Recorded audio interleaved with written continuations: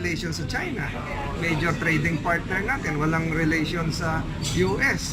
Major trading partner natin. Non-members din sila ng ICC. Wala akong nakitang negative effect. Elective nga, kumbaga sa college. Kahit kunin mo yung kurso, hindi, graduate ka. Sir, yung may critics na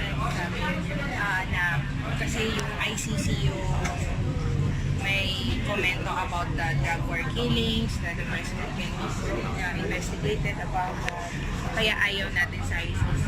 Hindi kasi ilista mo yung mga crimes enumerated, genocide, crimes against humanity, wala naman dun yun. Di ba? Wala dun sa substance nung ICC jurisdiction kung ano yung pwedeng panghimasukan nila.